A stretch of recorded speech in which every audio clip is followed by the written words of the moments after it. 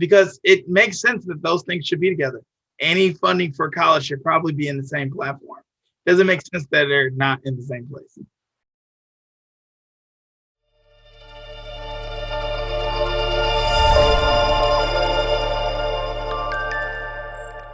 Welcome to Bourbon Friday. I'm your host, Erik Lutenegger, the founder of Tenacity, and it's my great pleasure to introduce you to Bryon Pierson, the co-founder and CEO of EDUrain. Welcome, Bryon. Thank you. And thank you for saying my name right and the company right. I thought about deliberately saying your name incorrect because everybody gets it wrong, but Well, look, my company name also is something that people pronounce incorrectly as well. Yeah. Well, we're finally doing this, and just to let everybody know, Bryon and I go way back, so I'm going to try and cover everything and also not get too much into the details of everything I know going behind the scenes because I've been an advisor. I'm a close friend of his and, mentor, all these different things. So let's just get started, Bryon. So tell us about EDUrain. So EDUrain is a platform that helps, it's a tech platform that helps college students and high school students file for governmental aid for free in 5 minutes, otherwise known as the FAFSA, the Free Application for Federal Student Aid.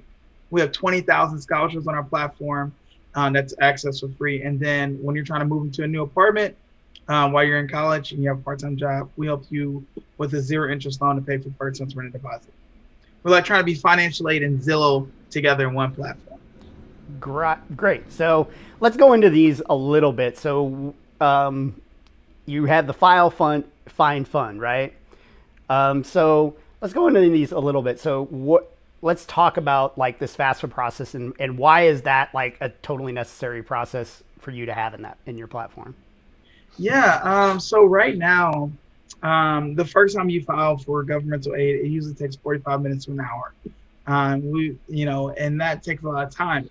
A lot of families we talk to, it's just like they started and they was just like, gosh, I can't do this. And then they just didn't do it. Or people just get overwhelmed by seeing these huge documents that they've never seen before. Billions of dollars get left on the table because of it. So we created this interface with the government's funding vehicle, which the Department of Education, that helps them file it for free in 5 minutes. Great. And so how are they doing that? Are they just uploading a file or how are they doing that? Yeah. So all you do is just upload your taxes and boom, we pre-fill out your FAFSA application. Okay, cool. So the next part of yours is find, is that right? The next part of yours? Okay, so let's talk about that. What are we finding here? So we have 20,000 scholarships. We're using part of your FAFSA information to help you find relevant scholarships to you as well. Scholarships are free monetary awards that can help you pay for school, scholarships and grants, because it makes sense that those things should be together. Any funding for college should probably be in the same platform. Sure. Doesn't make sense that they're not in the same place. Right. And finally, you've got the fund. What is this about? Yeah. So a lot of, first, tuition and stuff, all those numbers, they're so big. And, that's not really helping you really get started in life. That's helping you get education. Mm-hmm. But, really getting started in life is getting your first apartment, starting to pay rent, starting to pay bills. So we're trying to help people get stable and stabilize themselves while they're in school by getting that first apartment. Because that first apartment is going to be cheaper usually than on-campus housing. And we're trying to make sure that they're able to budget well. But this zero interest loan is helping them secure that first month's rent deposit, because there's this gap between the spring semester and the fall semester in funding in the summer months. And students struggle to transition to new living situations because they can pay rent, but it's hard to pay first month's rent and deposit. There's some situations where people got to pay last month's rent of their place Sure. they're in, then first month's rent and deposit. And there's just like unbelievable. So they just stay in a terrible situation just because there's no financial way out. Sure. So it sounds like all of these are big problems. Do you know specifically like how big of problems the loan system or how much of these loan systems, why each one of these pieces are a component? If that makes sense, I asked that question really badly. Yeah. Well, one, $2 billion, billions of dollars of governmental aid goes unclaimed every year. Um, you know, Millions of dollars in scholarships goes unclaimed every year. And this loan product that we built, there's so many companies out there that are trying to give kids 10 to 15% interest rate loans because it's such a big problem. And like, you see these things and like these kids can't qualify for these loans because they need to do a credit check. They don't have a cosigner, and it's like, that it's you talk to the average, low income first gen student, they need those kind of products. This product is really helping them build credit and secure housing at the same time, with their own money. I had that problem while I was in school. Mm-hmm. That's where this product comes from. And here's the anecdotal thing is, I was moving from a 4-bedroom house with some friends to another 4-bedroom house. And I remember, having like $200-300 in my checking account, and then I had to pay $450 plus utilities. So I had $100 in utilities, so it was like $550, and that sounds like nothing. But then, I had to pay for first return deposit somewhere else, and turning utilities on. Mm-hmm. So that was $1,000. And I bit the bullet and did it, but I was flat broke. And I was like, well, no, I wouldn't say I was famous for it because there was only 3 of us in my house. So, but I would say in my house, of the 3 of us, I was famous for, hey, I'm gonna cook a pot of something every week, and that's how I'm gonna eat. Like that took some strength and tenacity, to do that. And I was just thinking, this product, kids won't have to do that. They won't have to live that hard because that's stressful. Sure. Yeah, I mean, I think not just that, but the sort of what you end up having. I think the find is really an interesting part of this because I still have student loans that I'm paying for, right? And I finished all of my school, nearly 20 years ago. So, and I didn't even go to expensive schools. Some of these kids are coming out with hundreds of thousands of dollars, and if they can find free money, that's a great idea. Yeah. Some of these kids are coming out with hundreds of thousands of dollars and don't even have a degree. Yeah. Wow. So just let that sit. Just let that sit. Like there's no, that's why like when people ask us like, well, why are you guys doing this? I'm like, look, we're on a bigger conversation of financial fit, academic fit, and then just helping them succeed while they're in school. This is like, we're really trying to be this platform where you can manage your finances for school. Mm-hmm. And that's really, we're going to have a partnership. I'm not going to say the name, with one of the biggest banks in America. And I can't talk much on it now, but they're ready to go. People are ready to go already. There's some, there's stuff, and I'm a talker. So yeah, the fact that I'm not talking about it. Well, we're also so used to sort of sharing whatever the information is. Yeah. I'm just going to be quiet. But I'm really excited. Oh, that's great. I look forward to hearing about that at a later point. So it sounds like this doesn't really exist as far as sort of whether you want to call it a hybrid solution or a one-stop shop type solution. That doesn't really exist. How does this compare to what maybe your competitors are doing right now? I love that because, the interesting part of it, that's how I see it. And then how we're like training ourselves to see it, to try to pitch to advisors and investors, mm-hmm. stuff like that. And I would like to say how I see it because, the business models of the companies that we're competing with, that are in competition with, I don't really believe we're competing with them, by the way. Mm-hmm. I believe that we're doing our own thing we really believe in what we're doing, Sure. and we're really building something that has this mission, passion, this message, and um, and that's what we're competing against. We're competing against, are we actually doing what we're saying we're doing?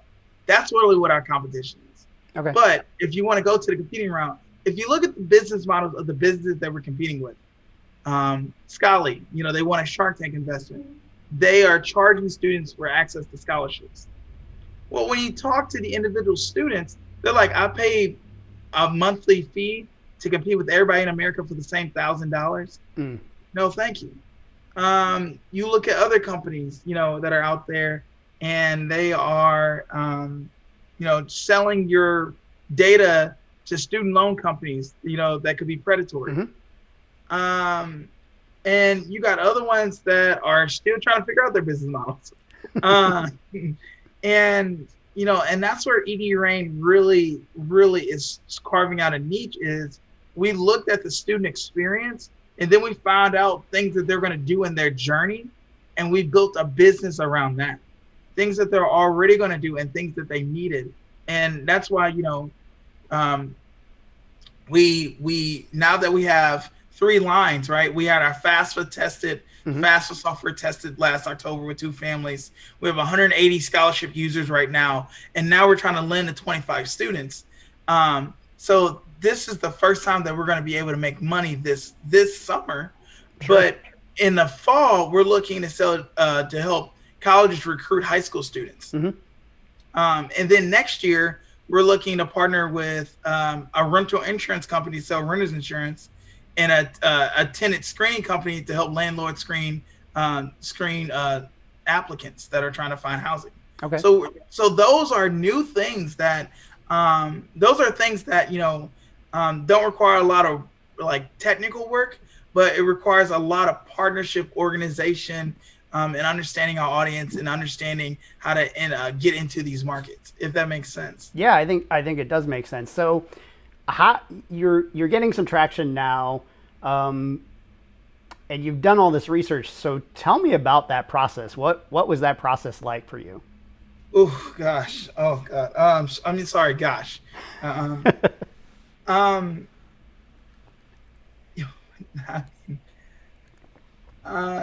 That is about this research. God, there's so much of it.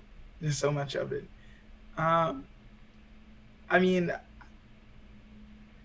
It was my senior assignment in college. Mm-hmm. That's the first part of it. And Tara, you know me, so yeah. I think, actually, and I'm gonna say this small thing, and then I'm gonna go into some of this research, but I had a student housing section in the Serenity Plan. Okay. And I forgot about it. I had already put the seeds for student housing in 2017. Wow.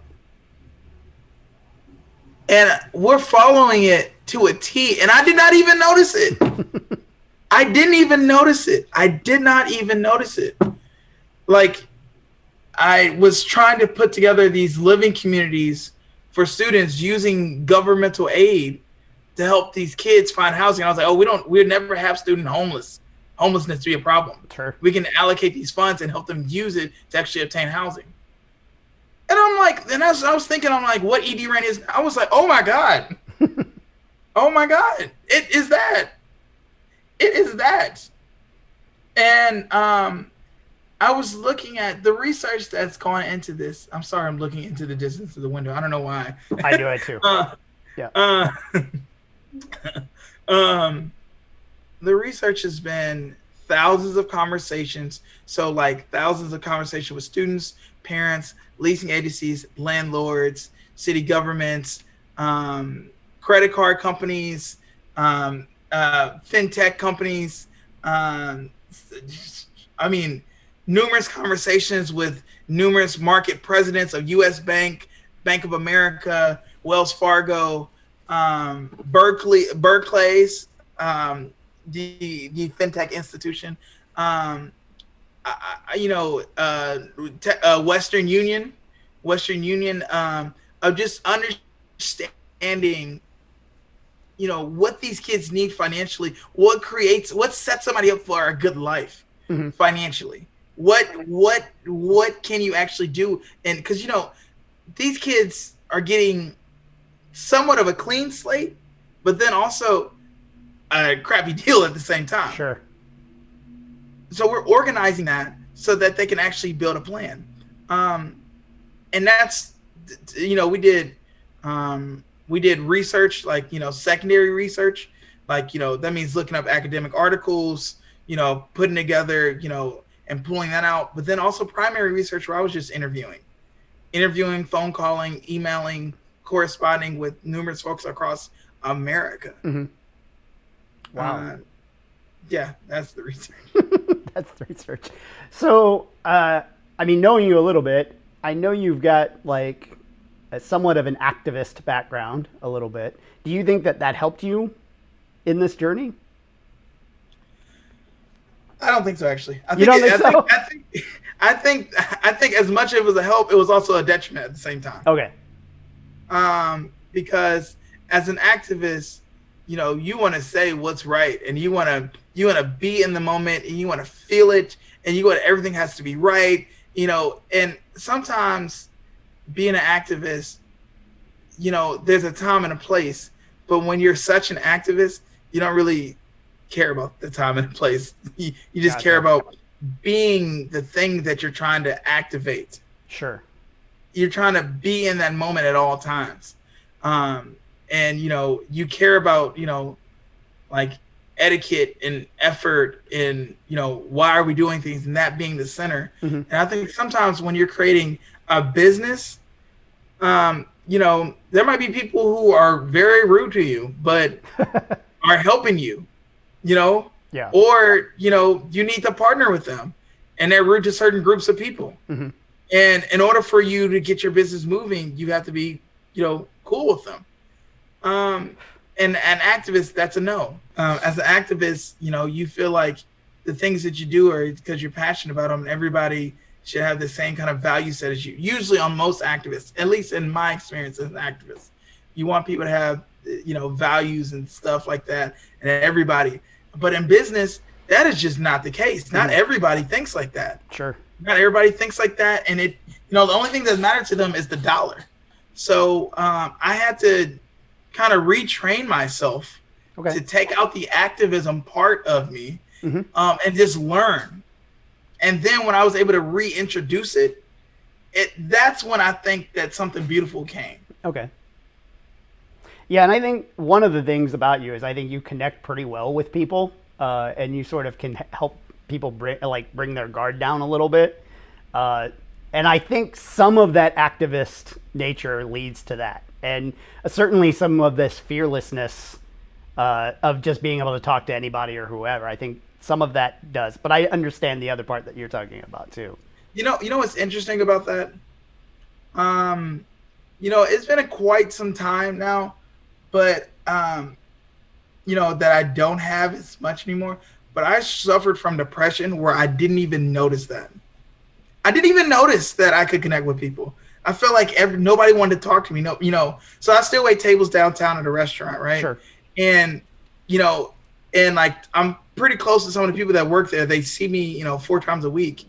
And it's interesting because, you know, I would think everybody doesn't like me. And they're like, Bryon, no, why do you think that? I'm like, oh, I'm sorry. I come from a place of nothing. So I think that, you know, that's just a thing with, you know, but me understanding that, and like, it's interesting because I do have that effect, but sometimes I don't realize I do. Oh yeah, you definitely do. And a lot of people have commented to me about it as well. So I think let's talk a little bit about your journey. You mentioned Serenity Network. Let's talk about sort of how you got to EDUrain a little bit. Ooh, man. So, sorry, I want to keep these explanations short. Oh yeah, no worries. So, I mean, the long story short of it, um, I was running around with just a bunch of paperwork on the Serenity Plan, Mm-hmm. which was in 2017, and it just naturally was evolving based off of conversations over a period of time. And in 2020, we decided to change to EDUrain. Mm-hmm. EDU for education. Rain is named all this. I died when I was 13, and this is our second company. And we really believe that education can build powerful and healthy, financially and emotionally healthy families. Amazing. So you've been through a lot of the programs here in St. Louis, a lot of the startup programs here in St. Louis. Without throwing anyone on the bus, because we definitely don't. Everybody is going to have their right fit with each program. Which of these programs do you think has been really the most helpful to you? Or So interesting. So I would definitely say I-10. I-10? I would definitely say I-10 because I am just involved with so many things with them. Mm-hmm. They've opened the door to so many folks for me. They've, you know, um, like yes. I mean, you know, close second, uh,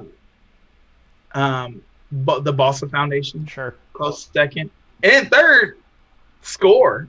Oh, really? If you believe it or not, third, Score. No one talks You know, about Score. nope. Well, here's why. We got Greg Taylor as an advisor from Okay. Score, and he is the real deal. He was the former CEO of Stifel Financial Services and the former vice chancellor of academic affairs at Fafsa University, former dean of their business school. We got it, and we would have weekly meetings with him, like just on what we're doing, and like the lay of the land, the landscape, it just became a different game. It became a different game when you had somebody that had serious experience, serious, like seasoned gray hair experience. Well, and the fact that we're able, they were okay with like them being listed as names. Sure. Then that changed it, because there are people like, I know who that is. Like, Mm-hmm. wow. Like, there's some people who look at some of our advisors and are like, wow, like, and I'm like, well, we searched the earth for people, and then yeah, I mean, that's why the mentors and advisors that came from I-10, the legal help from Balsa, and then the access to Greg Taylor through Score. Sorry, I just had to plug them. Oh, all good, all good. So, I think you've got an event coming up, and I want to make sure that we have time to plug that. So let's talk about that. Yeah, so it's called the Barks and Brews event. So it is going to be at Dog House in Soulard. Okay. It's a dog park in a bar. So people come out, have fun on a Saturday, May 8th from 12 to 4. DJ Maximus is going to be curating the playlist that is all throughout the establishment. There's t-shirts that you can buy. You can email me at Bryon Brian@edurain.org, Mm-hmm. and get your information. I can send you a shirt. It's gonna be roughly $20. And it's more than just get our name out there. Mm-hmm. Get our name out there and just interact with the community. There's gonna be like a doggy kissing booth that's gonna be there too, where you can get a picture with your dog. And EDUrain is going to be in the backdrop. We're really trying to do things like this to interact with our communities, and it's good. It's good marketing. It's good marketing. You know, a lot of people are seeing it. A lot of people are asking, what is EDUrain? Gotcha. Yeah, so look, you're leading the way here in these live events because we're still in the middle of the pandemic. So what are you doing to sort of mitigate some of those issues? Well, mask for sure. Sure. Mask, hand sanitizer. You know, that's what we're trying to do. We're not trying to, drink after other people wine. That's one. And just it's an outside event, right? So there's studies that show that outside, it has less of a chance of the pandemic. Almost no chance yes. is the research, but almost no chance. Yeah. Right. So yeah, that's what we're doing, and just mostly an outside event. If you do want to go inside, there is a bar, but we are mostly going to be outside. Sure. Awesome. So I think we've almost covered everything. How can people sign up for EDUrain or find out more? Yeah, you can visit our website at edurain.org, edurain.org, and just create an account. I mean, it's free for them to access. It's free for people to access. And it's not a huge ad intrusive experience because we don't have any ads. Awesome. Because Bryon was here, in the next segment, I'm going to be talking about scholarship and the bourbon industry. And I'm especially going to be talking about Uncle Nearest and Jack Daniels and their $5 million scholarship program. And I'm going to be doing a tasting of Uncle Nearest 1884. So stick around for that. Well, thank you so much, Bryon. And I think what you're doing is great. And, I'm always here to help. So thanks for doing this. Look, I'm just happy that I had the chance to even be on here. Took a little bit of time, but A little bit. All right. Have a good day, man. Thank you.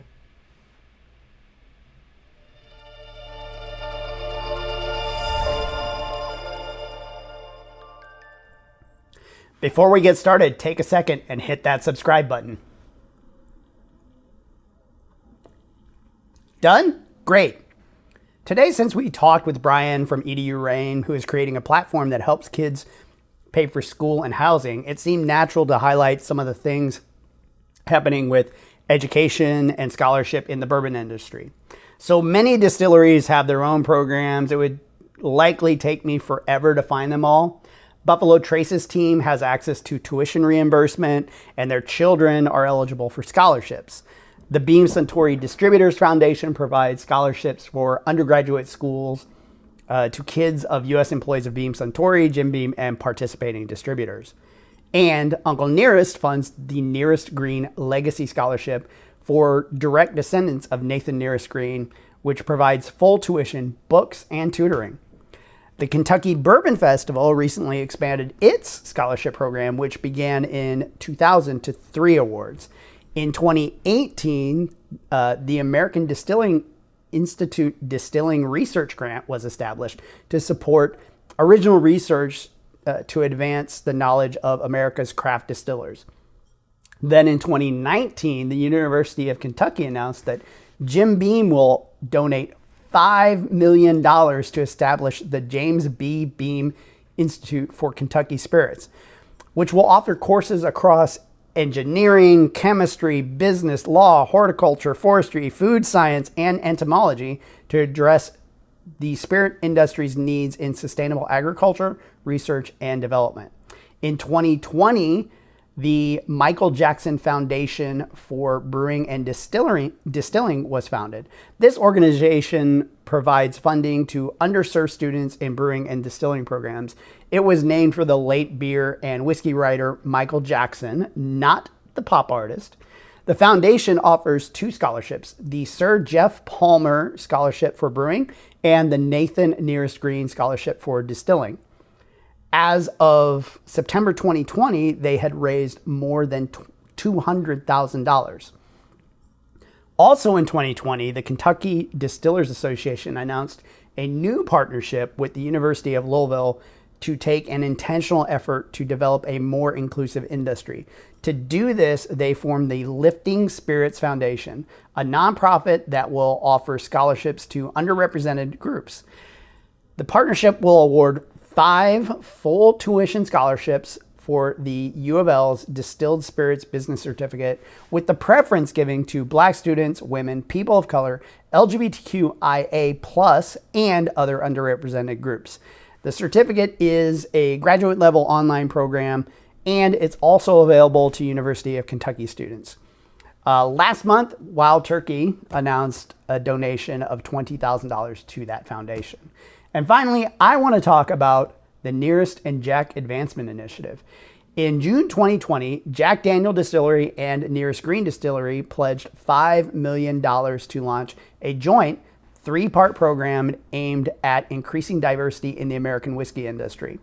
First, the 2 Tennessee whiskey makers created the Nearest Green School of Distilling at Motlow State Community College. This is a STEM-based and employable skills-focused certificate program that is currently going through accreditation and may be offered as early as fall of 2021. Next, they're creating a leadership acceleration program that grants apprenticeships to Black whiskey industry professionals who aspire to become a head distiller or take on other leadership roles. Now, I think this is great. I think apprenticeship programs are going to be super important for our country moving forward. And finally, they are establishing the business incubation program that offers Black entrepreneurs mentorship in all areas of the distilling business. And that brings us, of course, to our tasting. Uncle Nearest 1884.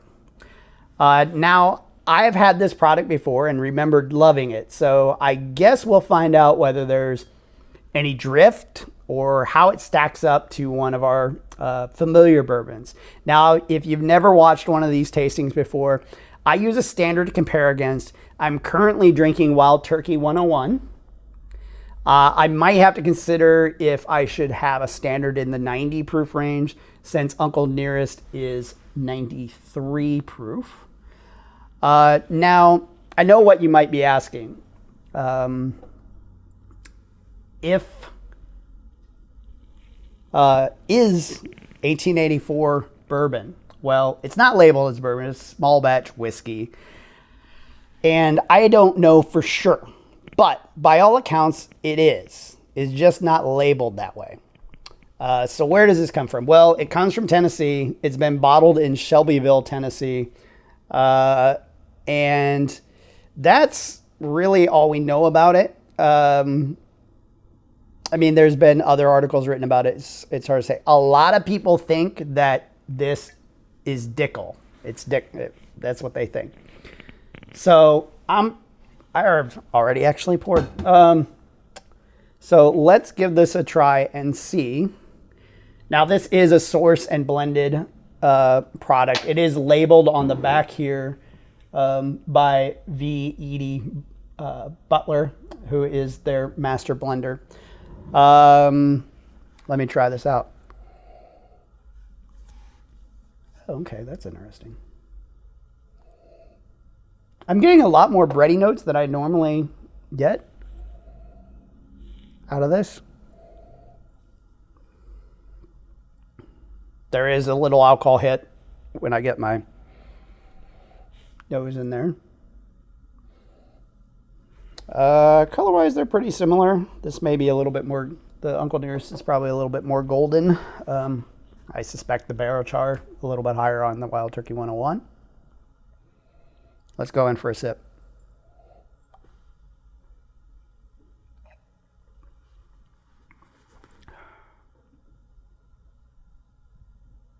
Okay, that is nice. Still getting some of those bready notes. Trying to determine if there's anything else here.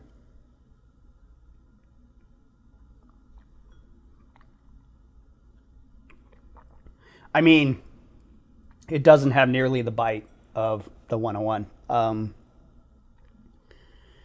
The mouthfeel on this is really, really good, though. somewhat creamy. What else?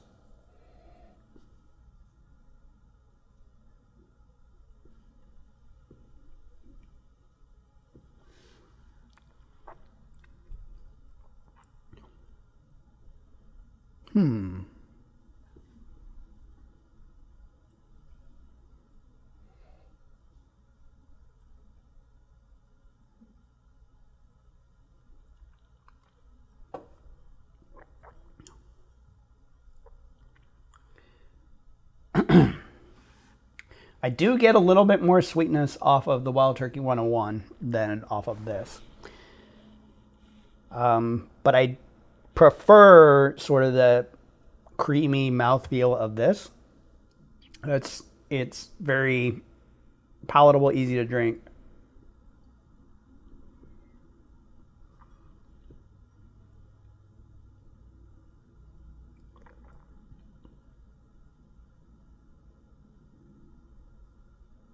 But I'm not getting much fruit out of this at all.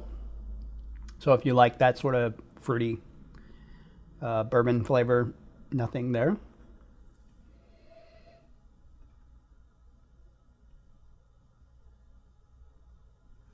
But excellent. Excellent. Like the mouthfeel on this, which I'm glad it didn't drift. It is, like, to me, one of the best. That was one of the things that I had been part of a virtual tasting for this. That was one of the things that I was really super impressed with and surprised by.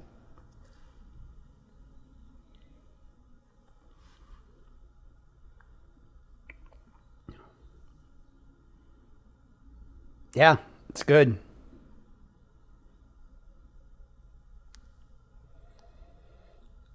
There's a smell there that I can't quite place.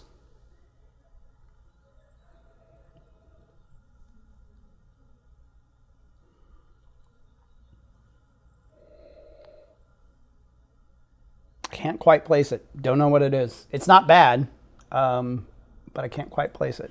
Sorry.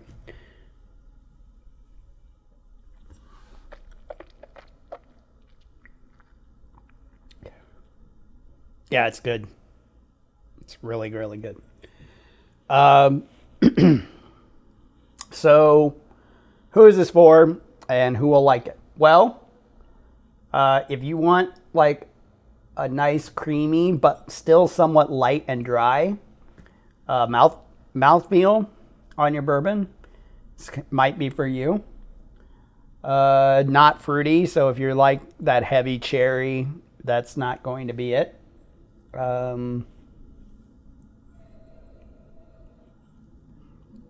Yeah, I'm not getting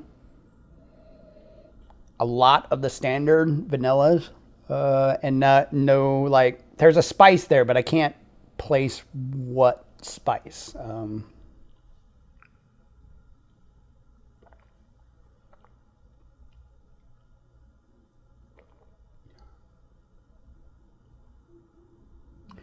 Very nice, easy finish. Sort of short, medium finish. So yeah, if that's the kind of thing you like, I would go for this. So finishing up, many have considered this whiskey and Uncle Nearest in general as whiskey hype. Maybe, but Uncle Nearest is now the fastest growing independent whiskey brand in U.S. history. Their whiskeys have found their way onto shelves in all 50 states, 10 countries, in over 7,000 locations in just 2 short years. They now ship bottles to 148 countries, which they estimate amounts to at least 1 million glasses raised. And look, they've won more than 50 awards. So what I would say is give it a try and believe the hype. And I think that's it for this week. Next time, we will be taking a break from interviews, but I will release one of our past episodes that hasn't been released yet. Maybe the one where we talk about Nearest Green for the very first time. And we'll also have some new content for you on Friday. Maybe do some tasting style stuff or some verses, which would be good. So I hope you join us then for more great drinks and better conversations. I'll see you soon. To stay up to date, follow us on social. We are at Bourbon Fridays on Facebook, Twitter, Instagram, LinkedIn, and TikTok. See you next time.